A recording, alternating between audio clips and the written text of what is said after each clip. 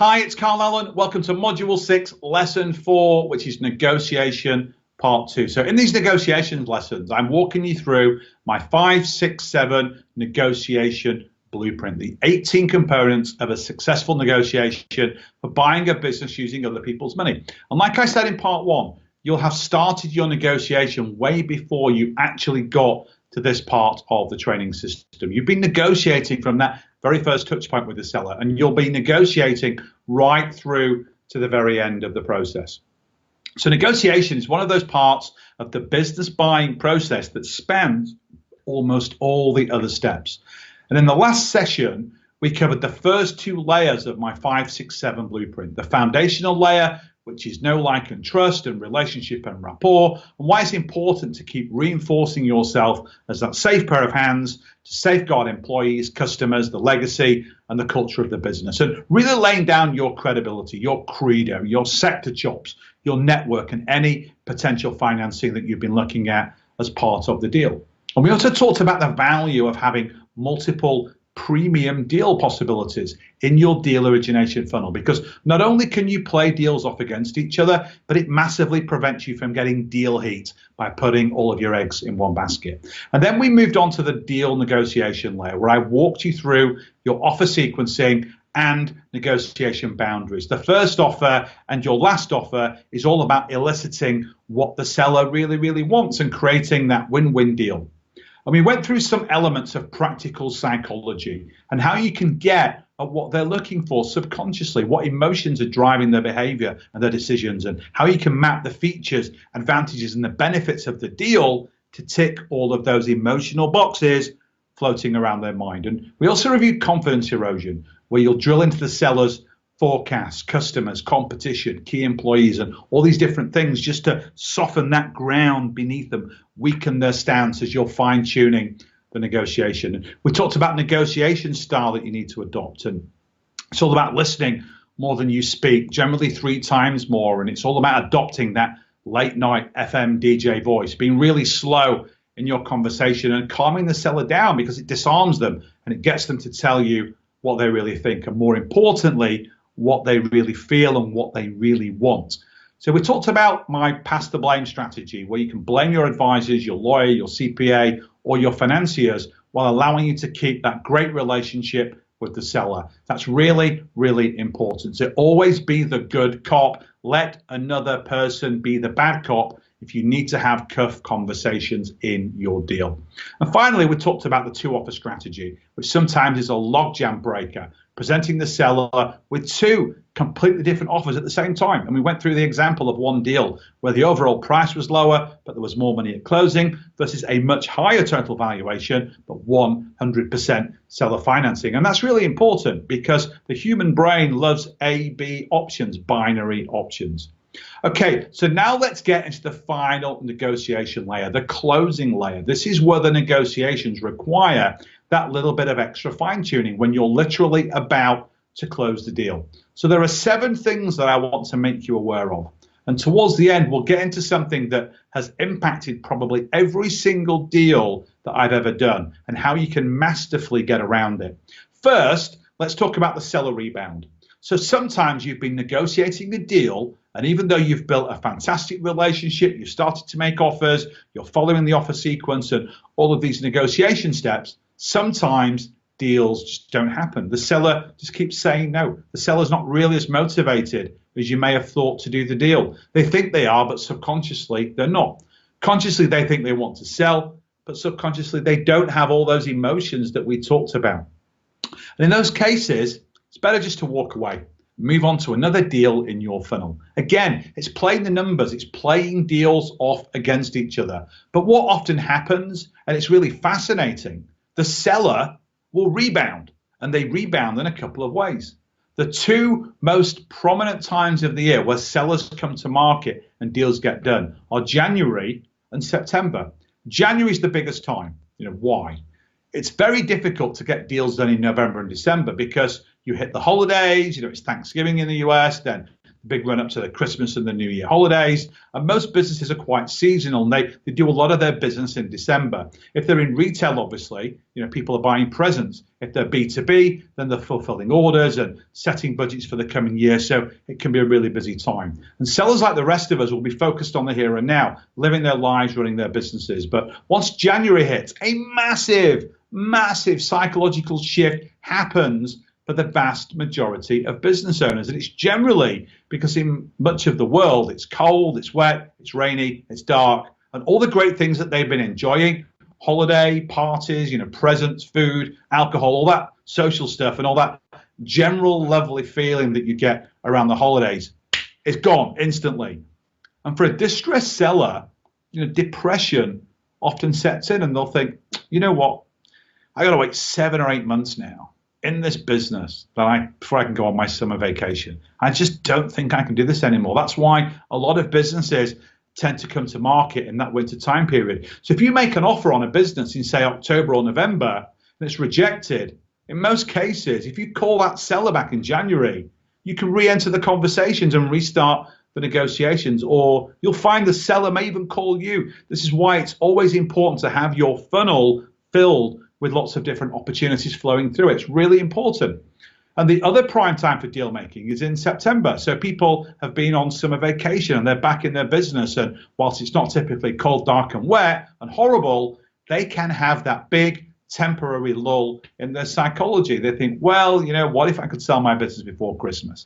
Then I could retire or move on to something else, enjoy the holidays without having to worry about it, and hit the new year with all this optimism and a little bit of cash, and I can go and do all these great things because I sell the business. And also what you find throughout the year is that Mondays are a great time to speak to sellers. We talked about this before because they probably just had a great weekend with their family, maybe done some really cool things. Monday comes and they're back in the office, they're back in the business, and they're just confronted with all the problems that they happily left behind on a Friday. And they've got to work another full 5 days before they can enjoy another weekend, doing what they love. So that's the seller rebound. So always keep in touch with people that say no, because a lot of cases they can boomerang round and instantly say yes.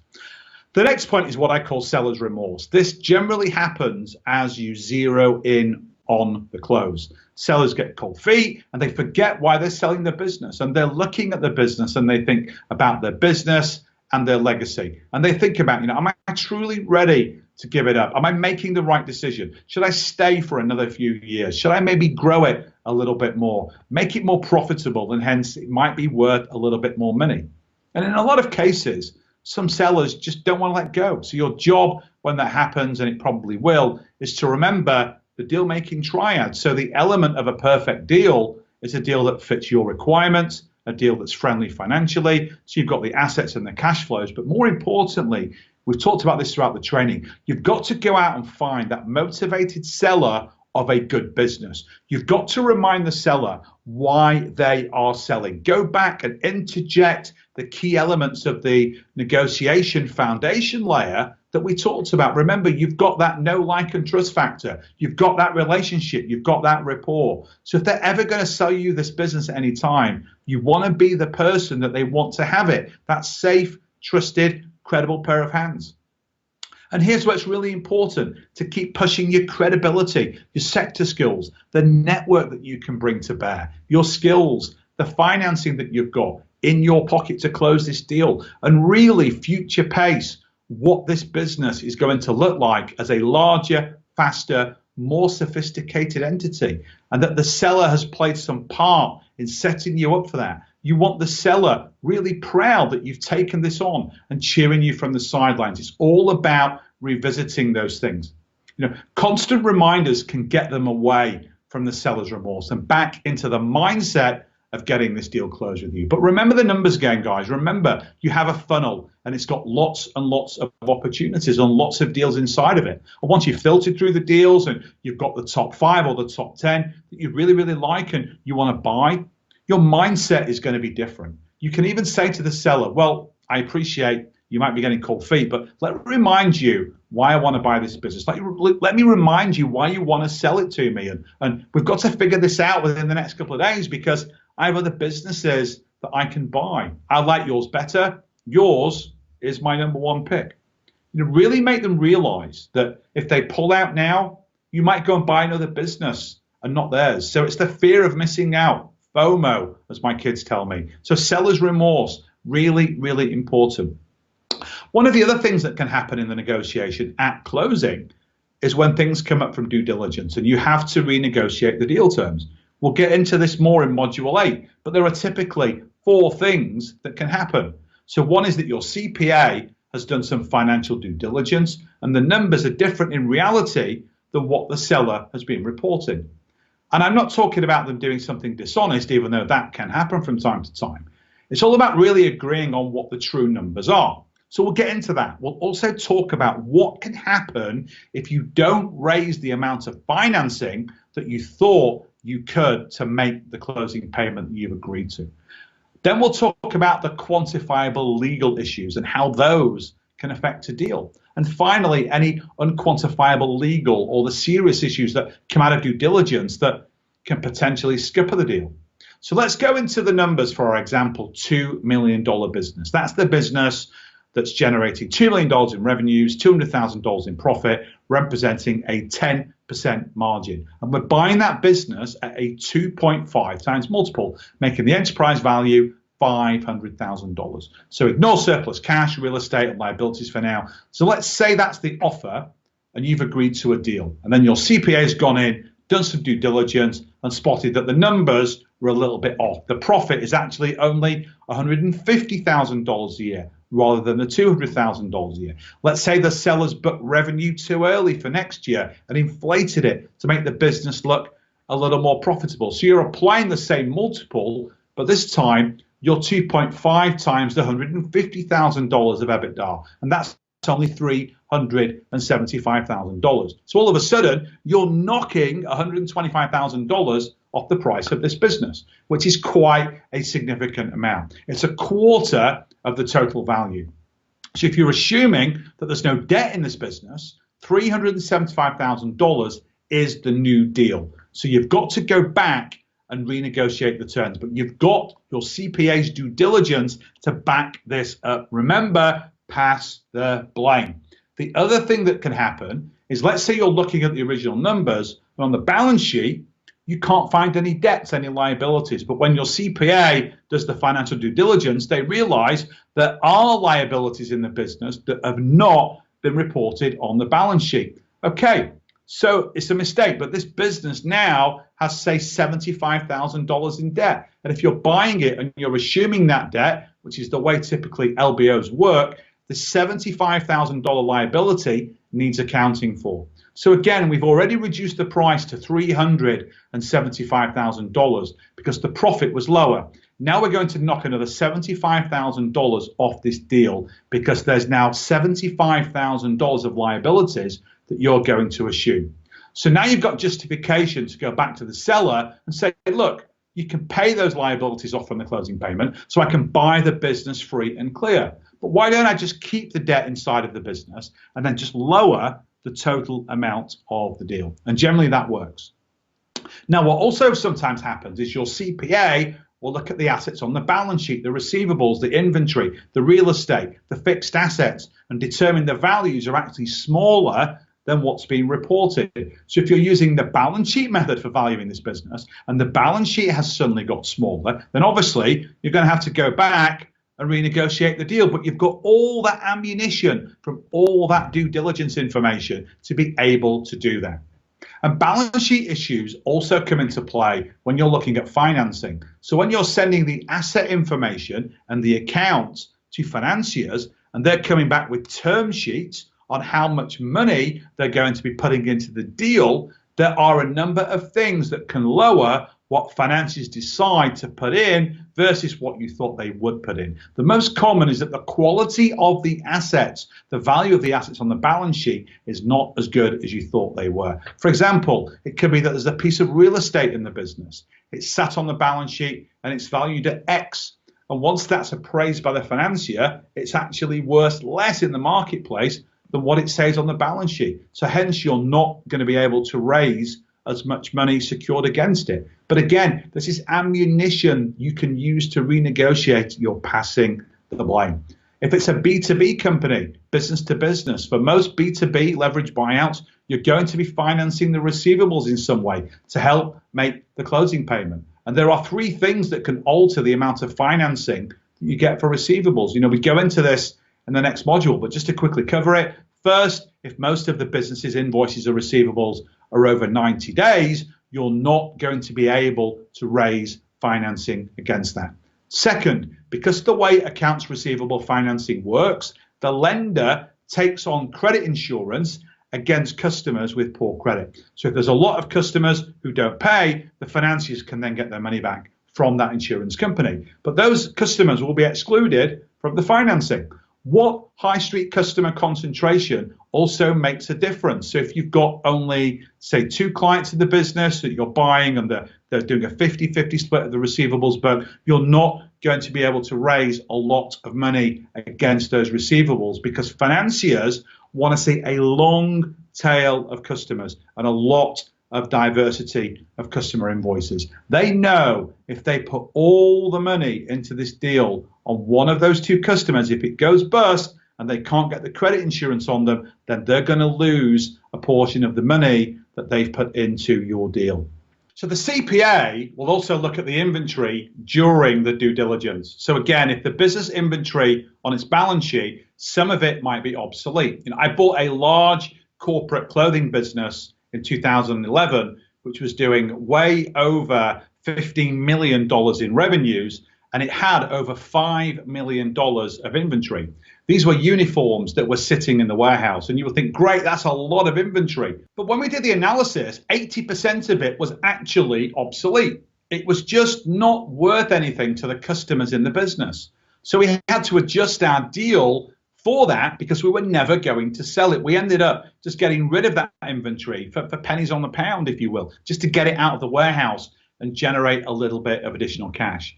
Now, if there's equity going into your deal, you've also got to convince your investors that your deal is worth what it's worth. In your case, you're buying a business and merging it with the business or businesses that you already have.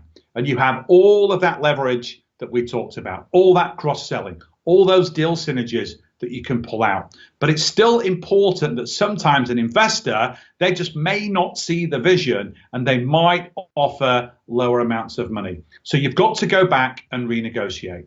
Let me give you some examples. So let's say your original deal was $500,000 and you're paying $200,000 at closing and $300,000 in seller financing. You're going to be $100,000 light on that funding to make the closing payment. So your first step is to go back and say, look, I can't pay you $200,000 plus $300,000. I must pay you $100,000 plus $400,000. And to sweeten the deal, you can increase the seller financing more. So you might end up having to pay $600,000 for the business. So it might be $100,000 down and then $500,000 in seller financing. And you can do that just by extending the term on the seller financing, the number of years to pay without impacting that important cover ratio that I showed you when we went through offer sequencing.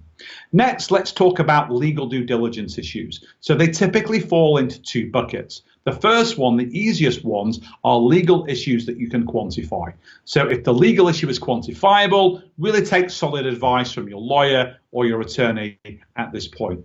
Then what you can do is reduce the deal dollar for dollar and ideally on the closing payment. So let's say you're buying a business for $500,000 and your lawyer uncovers some pending employee litigation. Let's say the business incorrectly terminated a member of staff who's now litigating against the business and it's going to cost $50,000 to fix the situation. You could just knock $50,000 off the deal price because if you're buying the shares of the business, you're inheriting this potential legal liability. But if you're only buying the assets, it doesn't matter. You can also have the seller sign indemnities or warranties. These are like little mini insurance policies, which means that if the issues come to bear, you can either offset these costs against the seller financing, the future payments, or in some cases, you can even back those claims back to the seller because the seller has effectively taken ownership of them by signing those warranties or indemnities in the deal.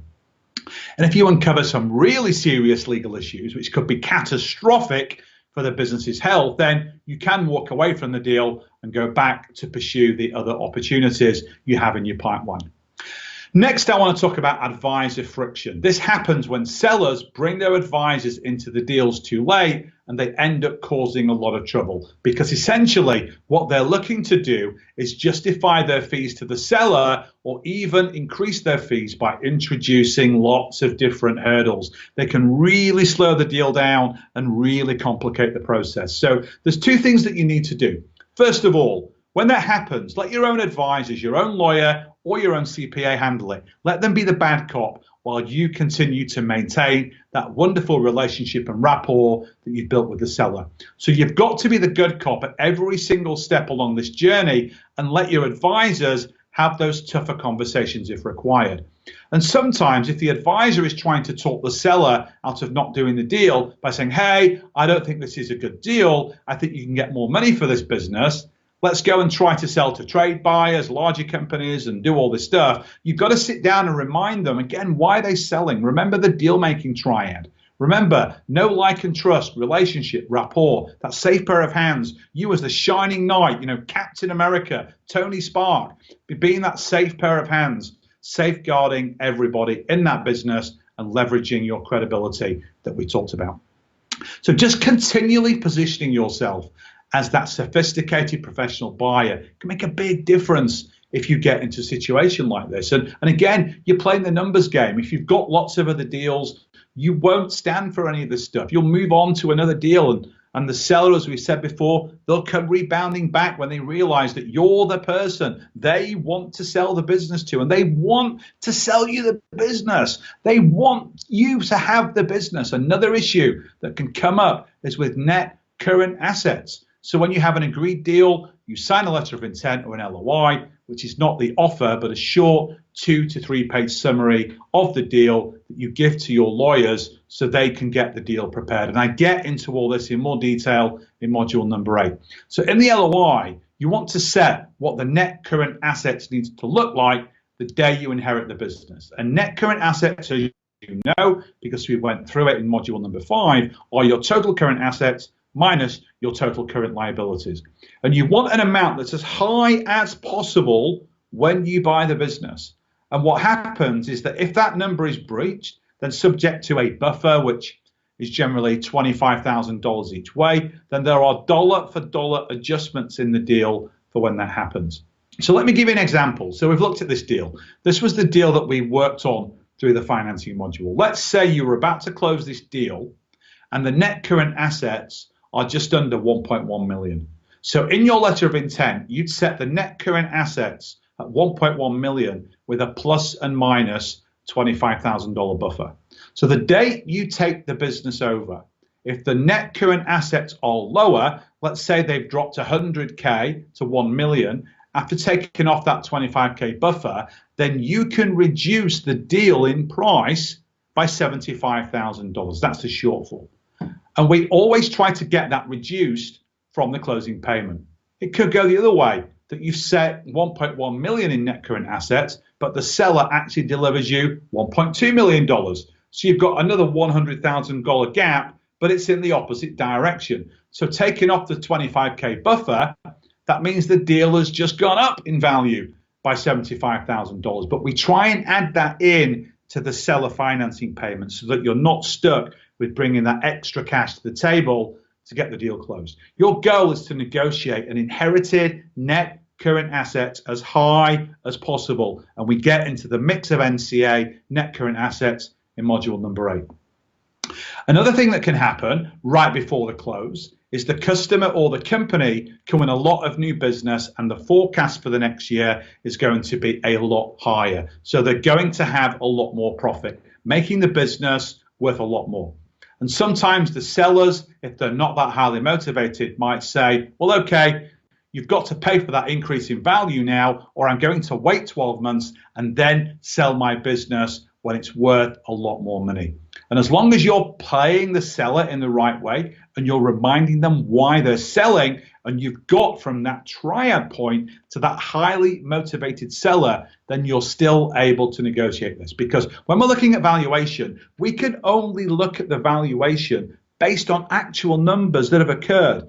So it's almost as if we're looking back in the past and we're valuing the business in that way. What we don't do is look forward and what the potential future value is going to be. That's what stock market analysts do. When you look at the share price of a publicly traded company like Apple, the analysts at Goldman Sachs and all these investment banks are calculating what they think the value of the future cash flows are going to be. That's what drives their valuations and ultimately how those shares are traded in the marketplace. But when you're buying and selling small businesses, we don't do that. In small deals, we have much more simplified formulas for doing these valuations. So when there's potentially future revenue and profits coming into the business, much higher than what you're seeing today, you need to wait for that future business to generate the actual cash flows, but then negotiate to split that 50-50 with the seller in an earnout. And that type of arrangement typically works because the seller's realizing that though they won that business, you've still got to deliver it. So it's natural for you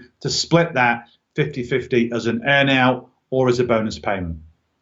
And then finally, you've got warranties and indemnities. And as I mentioned earlier, we'll cover this in a lot more detail in module number 8. But really, it's all about using common sense.